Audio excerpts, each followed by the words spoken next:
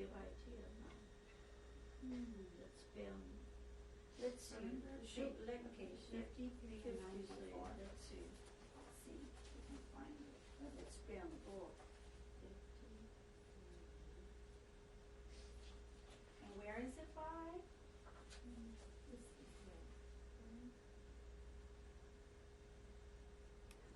My name is Monique M. Mendel. I'm in the city of Scottsdale, Arizona. The date is January the 3rd, 1995. I have the privilege of interviewing Ruth Wolfe for the Shoah Visual Foundation.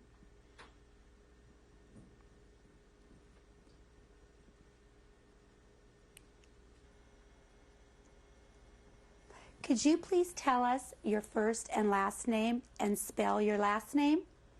Ruth Wolfe, W-O-L-F-E. And could you tell us your name at birth Spanier, and spell it? S-P-A-N-E-I-R. And did you have any nicknames or names that people gave you that you used? No, Other names? And your age? 81. 81 years old. And can you please tell me where you were born, the city and the country? And I was born in Germany, in Dresden. And can you spell Dresden for me? D-R-E-S-D-E-N. And we'd like to know a little bit about your background and your childhood. What was your father's name? George. George Spanier. Yeah. And what did he do for a living? He was a businessman. And what kind of a businessman? We had a store, like a department store.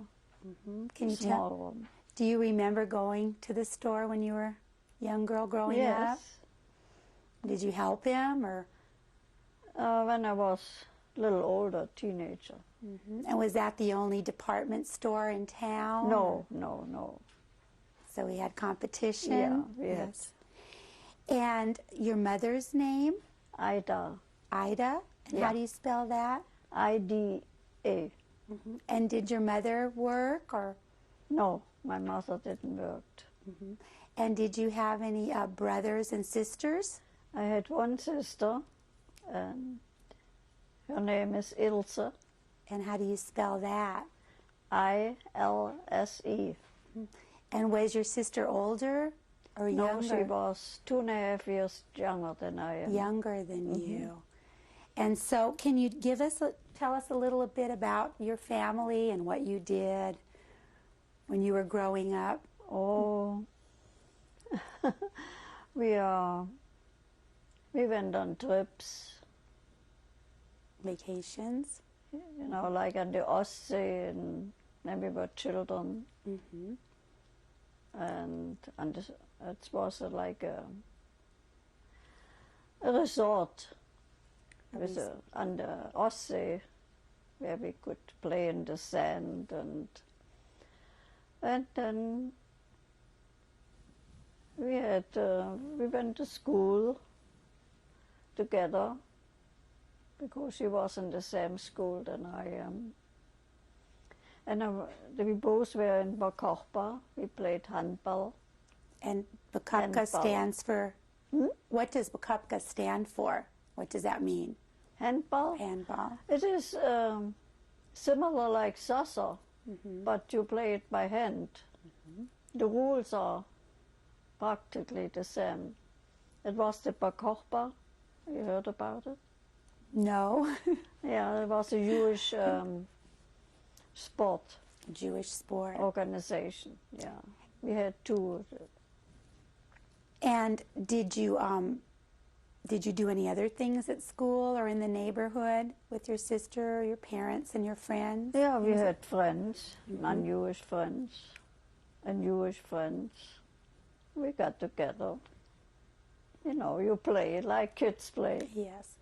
And were you a particularly religious family, or do you remember your religious No, not background? very religious, but we observed all the holidays. We went to religious school, Sunday school. Do you remember anything in particular about the holidays? Anything special? Yeah, we went to temple.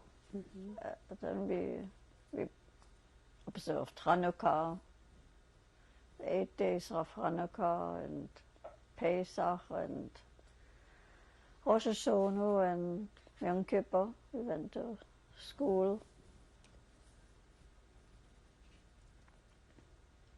Yeah, well, that's And did you have any particular hobbies or interests that you'd like to do as a young girl? yeah, I liked to knit and crochet. That was my hobby. You did that a Yeah, lot. my sister, she was a sports girl. She played tennis. I do, but I didn't care about too much. She was real good in it.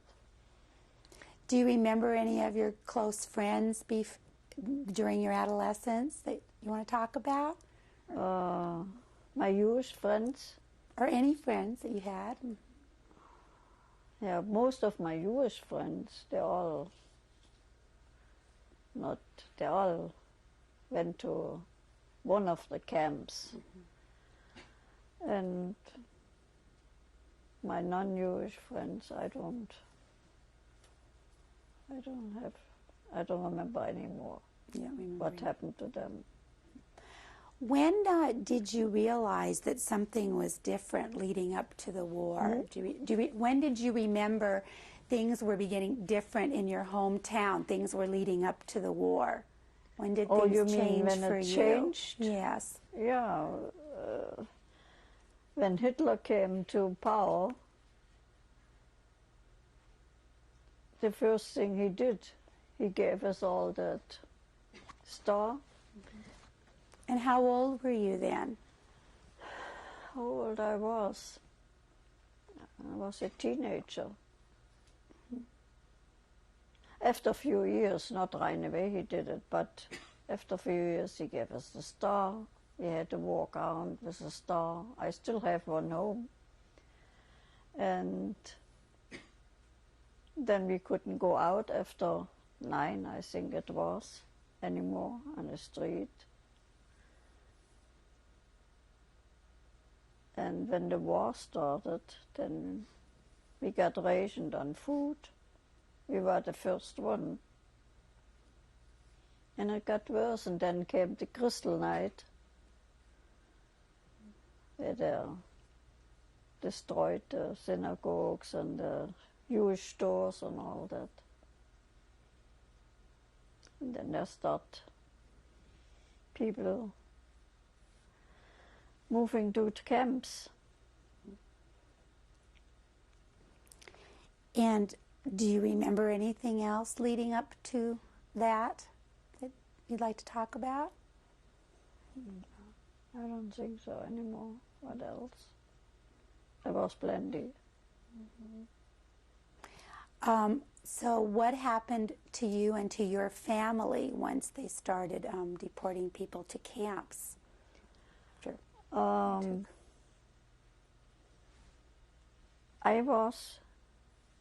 My mother and I, my father was first put to camp. Then my sister and her husband, because she was married already. And then they got me, and then my mother, she lived underground. Do you know anything about that, about your mother living underground? Yeah, she had some good non-Jewish friends. They kept her in the attic. And what town was that in? In Dresden, till the war was over. They kept her until the war was over. And I came to Auschwitz. okay, you went to Auschwitz. From Auschwitz to Ravensbrück. Backing up, do you know what happened to your sister and your brother-in-law and your father, as far as They where all they got killed in the camp. Okay. Did they go to Auschwitz? When and in Auschwitz, yeah. That I know. That you know. But I don't know when. And do you remember about when you were transported to Auschwitz? That was in 19, I think in the beginning of 1944. And can A you year tell? before the war. I was year before. exactly a year in.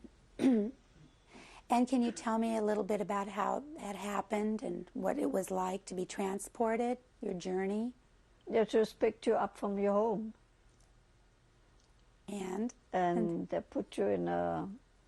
First they put me in prison for a couple of days in Dresden. And from there we got by train to Auschwitz.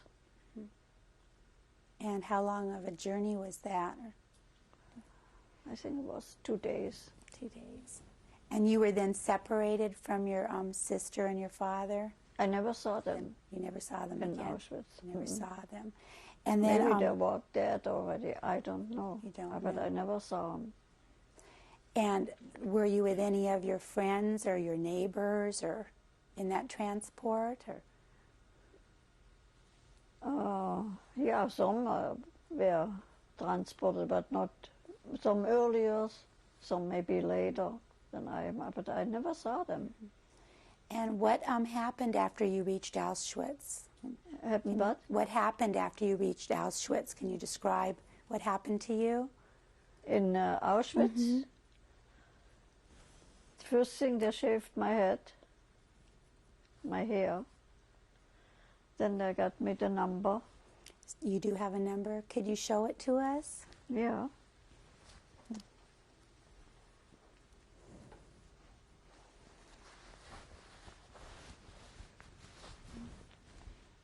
Can you see it? And I think it's A8786. Yeah, I cannot.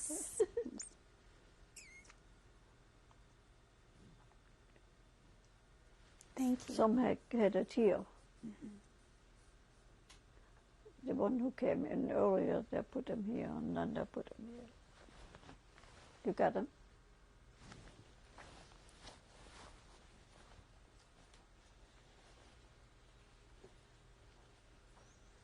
It's a number for life.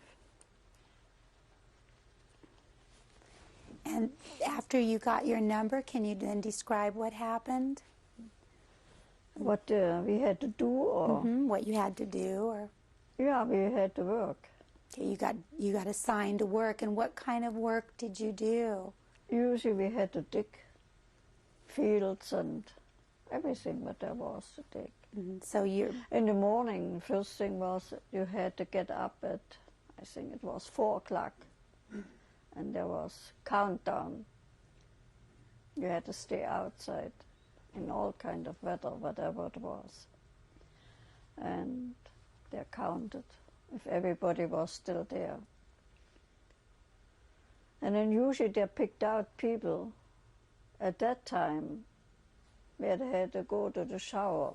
They called it a shower, and it was the gas chamber.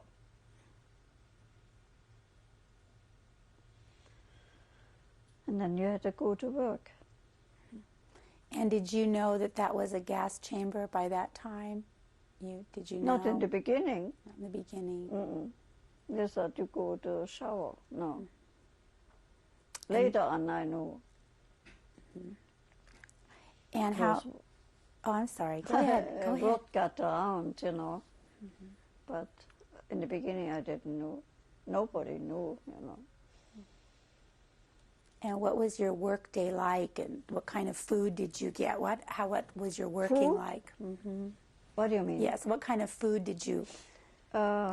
Usually potato and a soup. It was more water than soup, and some cabbage. Not much else. And did you do anything else besides digging all day? The digging work that you did? No, I did only the digging. Some people did some different work.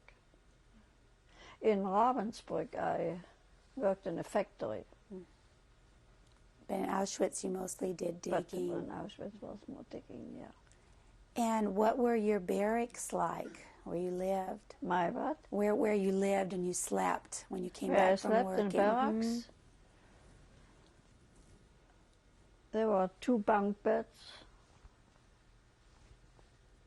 in one big room, and each one slept on a bunk. We got a blanket, and that's about it, and a pillow. And we had to wear the uniform, that What kind of a uniform was that? striped blue and white dress or jacket, dress on a jacket. And how many women were in your barracks with you, or do you I think? don't remember anymore. Quite a few, but how many I cannot tell. And how long were you in Auschwitz? I think it was till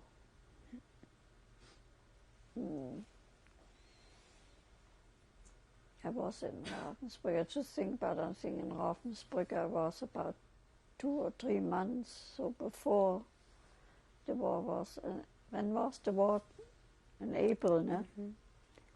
So I think it was in winter, in January something, when they moved us shortly before the Russian came to Auschwitz. Then they moved us to Ravensbrück. When you were in Auschwitz, did you meet any famous or infamous Nazis, or do you recall meeting anyone? No, I didn't meet anybody. No.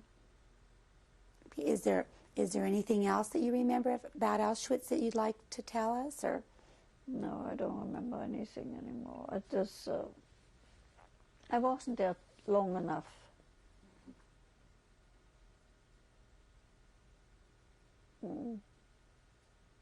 No, I don't. Yeah, I remember. Okay.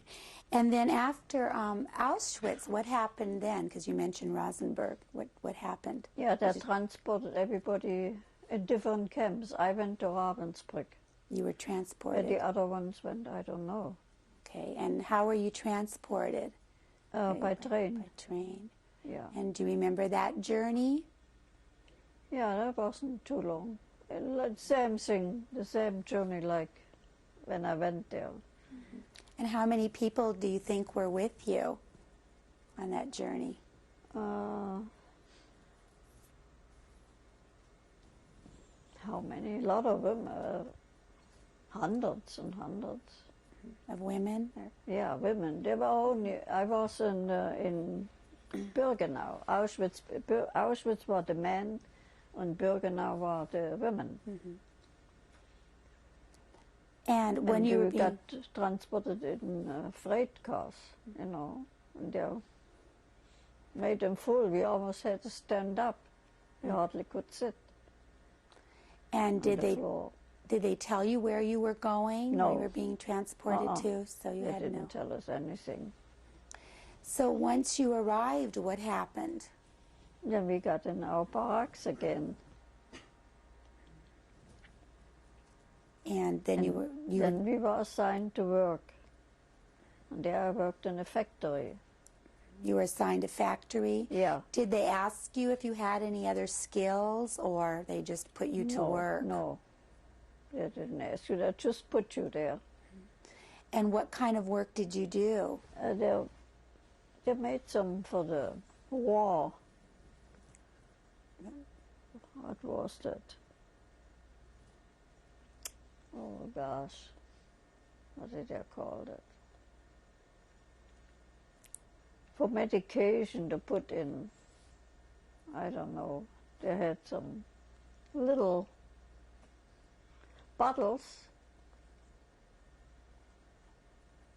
What it was, I don't remember. I know it were little bottles where they put medication in for the people, for the soldiers. What it was, I don't know. They didn't tell us that. They just put us there and they showed us what to do, and that was it. But you didn't know what it was. And was the day in that camp like Auschwitz? What was your food? Were your It barracks? was a little different, a little bit better. How do you mean by better? Oh, telephone. That's okay. We'll just go on. They'll call back. Yeah, the food was a little bit better. The food was a little Not bit much, better. Yeah. Can you describe it? Did you the food, or did Yeah, you get they more gave us food? sometimes little meat, little tiny meat in, but you didn't get in Auschwitz. And how is your health holding up? I lost a lot of weight, and just take it off. That's okay. I shouldn't say that. That's all right.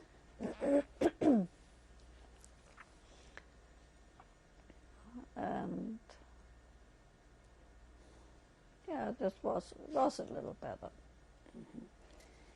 And did you do anything for yourself to keep yourself going? What were you thinking, or how? Yeah, in Ravensbrück I met a lovely lady. She was much older than I am. She was like a mother to me. From Vienna she was. And she treated me like a child, and that was nice. So I was with her together all the time till we got free. Can you remember her name? Yeah, I even visited her once. When we went to, she was from Vienna. I have this all in, I got her name and address in Milwaukee, but not here. That's okay. Now she's passed away. She's passed away. So you remained friends after the war? After the war, yeah. Her name was Weiss. I know her last name was Weiss. Steffi Weiss. Steffi Weiss. And she just took care of you, or what did she took, do? Yeah. Can you She tell was us some of the really things nice. she did to help you? Yeah. Or- We walked together, you know, where we worked. And we were in one barrack together. She was really nice to me. Yeah, we kept after. We wrote each other. And when we went to Vienna, we visited her. And after that, she passed away. She was much older, like a mother, you know. To you. But that helped a lot. And can you remember anything else about the camp or any of the people that you were with? No, I don't remember anymore. But there were too many people because I kept close with her. That was We kept to each other, you know, to ourselves mostly. And can you remember any incidents in either camp where people were particularly cruel to you, or Not to anything? me, to other people sometimes. In Auschwitz, And if you're not stood up very straight or, you know, moved when you're not supposed to, they get mean. they got mean. Do you remember any of those incidents? You got or- hit sometimes. hit. I never happened to me. So you were pretty strong. Yeah, I was lucky. You were I lucky. should say. And how long were you working in the factory? You mean how many How hours? many hours a day? I think it was 8. 8 hours. And then the rest of the day was spent. Hmm? What was the rest of the day spent doing? You went back to Did your you- barracks, did do nothing. It was again the countdown, you know, they count all the people that stayed attention. That took a couple, an hour or so maybe. And how long were you at this camp? How In- many months do you In think? Ravensbrück, Was that? it was 3-4 months till they put us on the death march. Okay, and then the death march came. Can you explain what happened? Yeah, one morning they said we had to get all out and They said, we have to walk now. We have to get out of here. And what was the weather like? It was spring. Spring. It was sometimes rain, sometimes nice. Depends, like spring is. And we walked, but we didn't know where to walk. Where they were going with us. And So how? and if you couldn't walk anymore, then they said you should sit down, and then they'll shut you. And did They that didn't happen? bother with you. So you had to keep on going. Did you have shoes to wear, or what were your shoes like? How you call those? What you wear in Holland? Those clogs? Clogs. Yeah, Wooden shoes. yeah. That we had. That was hard to walk in. Oh yeah. How many miles and days do you think you walked? I don't know. We walked and walked and walked. At night we slept in the ditch. And it did. In the morning they get us up again. It was a couple days.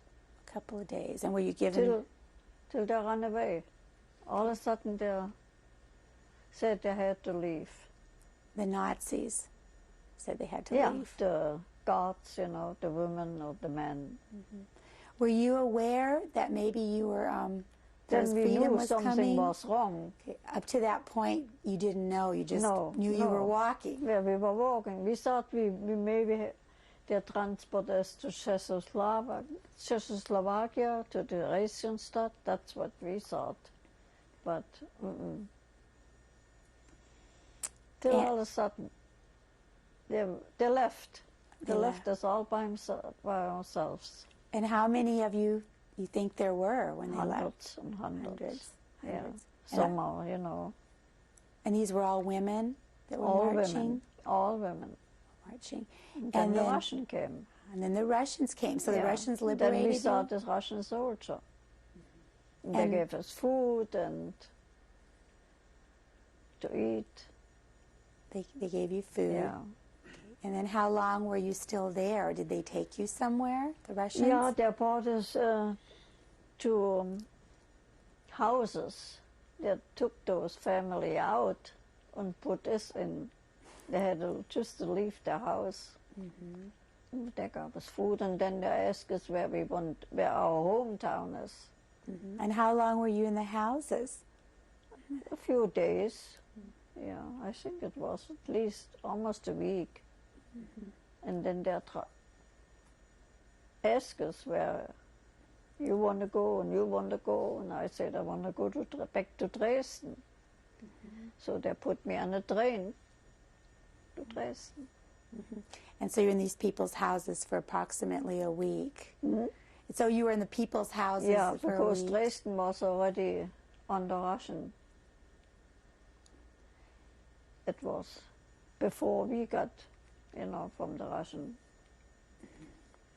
And then you were put on a train and you Yeah. went back to Dresden. Yeah, And so you returned to your hometown after the war. after the war. And how did you find your hometown? How did you find it? What was All it like? bombed out. It was all bombed out. Can you describe how you felt when you got to your It hometown? was awful. I looked for my mother. So I went to some other office there. I don't know what they called it. Like a city hall. And asked them if they can find my mother for me. And they found it. And they found your mother I for found you? my mother. Okay. And when you met your mother, what was she like? What was it like? See. We were both happy that we got each other. Okay. Yeah, and they gave us then an apartment, all furnished and where we could live.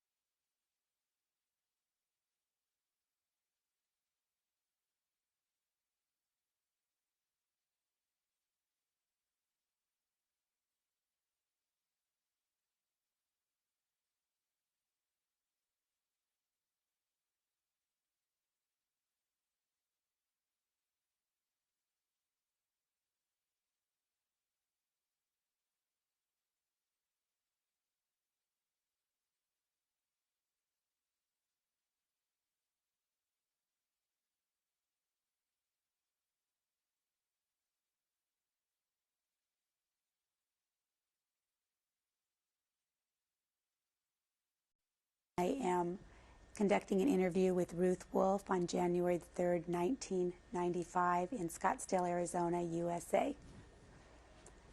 Ruth, we were continuing after the war. You went back to Dresden and the Yeah. town was bombed out, and you went to something like a city hall. Yeah, and like you were able, the city hall. city Yeah, hall. And you were able to locate your mother, yeah, and you and your mother were reunited. yeah. And she had been in hiding throughout She the was war. in hiding, yeah. And what was that like when you first saw her? Oh, we were happy. We couldn't believe it. She couldn't believe it now. It was still sad because we didn't know what happened to my father and my sister and her husband, my brother-in-law, till we found out they didn't came back. And did she describe to you or tell you how it was to be hidden throughout the war? Did she About- how she lived being hidden? Did she tell you anything about that? How she lived? Uh-huh. Yeah, she lived with some friends. They had a hiding in the attic. They brought up the food, and it was a little bit built out. It was like a bedroom. And they brought her the food. She couldn't get out all the time. She had to stay put. And she was there throughout the war. Yeah. And when you were reunited, then what happened? They gave us an apartment. It was on, was it north? It was a little town near Dresden, what is no, cannot think about what you called it. Like a suburb, but was not bombed out. And there gave us an apartment. They had to live. And what did you and your mother do? Hmm? What did you do? What did you and your mother do in the apartment? What or- we did? We, well, you know, we had to go on living. We got some money, because we had nothing, no money, no nothing. So we can buy our food, and eventually they had a Jewish office there. There were some more Jewish people who came back. And we all got together. Were you able to find any of your relatives after the war? No one. No. See, there are my uncle and my aunt, they don't live in Dresden, they were living someplace else. So we never knew what happened to them till later. And what did you and your mother do? Did you get jobs? Did you? No, we got the money from the government, however, you know. They And had how- to support us. Uh-huh.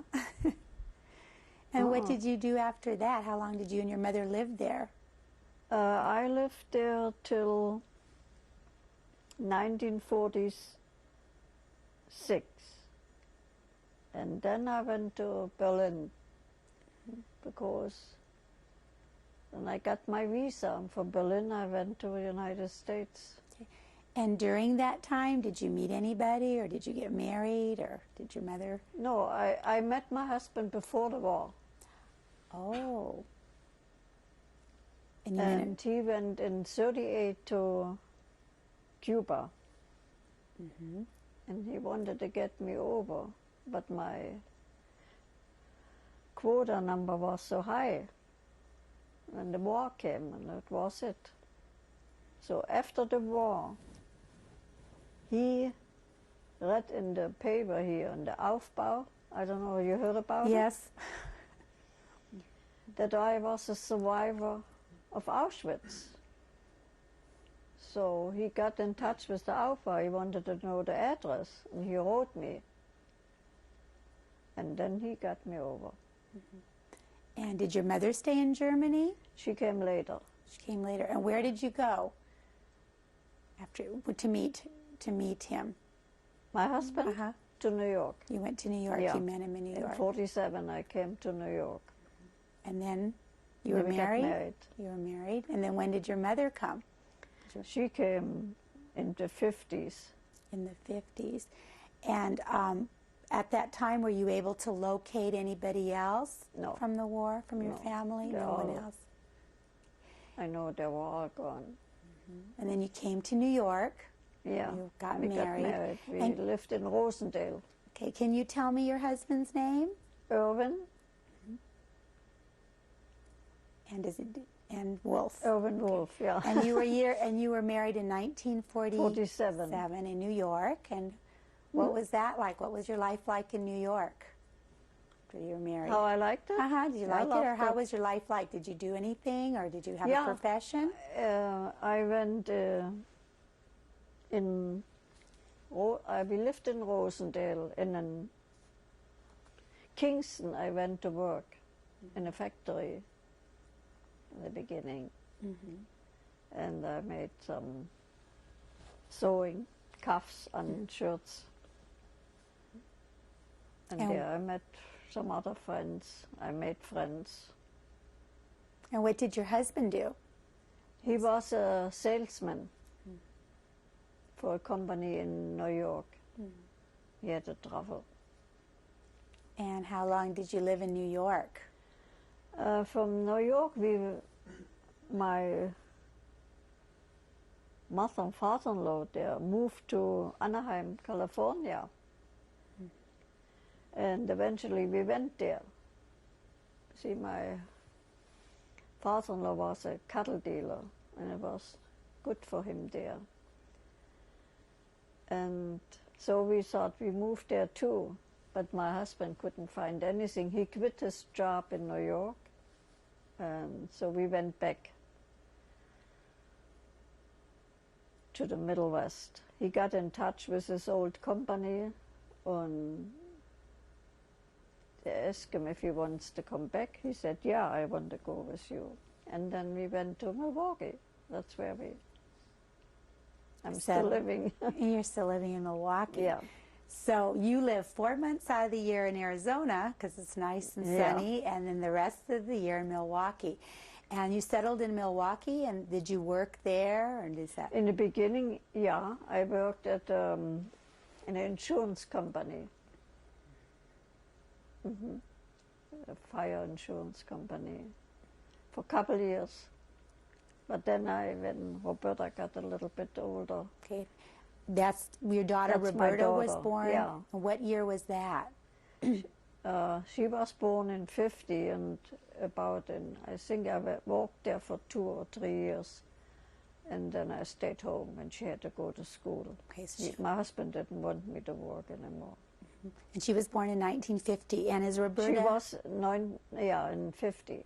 And is was Roberta? born. She's your only child. She's my only Daughter. child.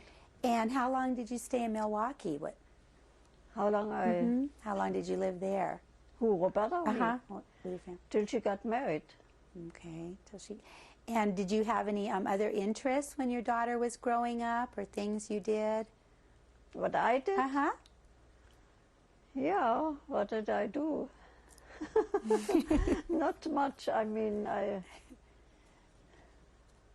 had to drive Roberta to school. There was that time, I think, that she didn't have a bus. I had to drive her every day. And then she was in youth group, and I was interested in that too. I was once their leader.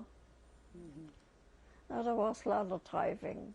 She belonged to so many things when she got older. Yeah, and you know how that is. Kids have to be driven there and there. And your mother was still in New York when Roberta was growing up, or? My mother? Yeah, when No, did she your was mother- in Milwaukee, and my She stayed- mother-in-law too. They all lived in Milwaukee. Okay, so you all stayed close in touch Yeah, and they all stayed moved together. eventually to Milwaukee. And did you have any other uncles or aunts that survived the Holocaust? Yeah, two uncles in New York. That's it. That's it. The other ones are gone. And then how long did you stay in Milwaukee? Did you? How long So I'm still living. you're still living Yeah. there. And do you have any grandchildren? Yeah, 2 lovely grandchildren. Can you tell us their names Yeah, and their ages? Sarah is 14, Stephanie is 16. And they all live in Moorhead, Minnesota. And can you tell us a little bit about them? Is there anything you'd like to say? Yeah. Oh, they're all 2. One is a gymnastic. She loves it. She's very good in it. And the older one, Stephanie, she's a cheerleader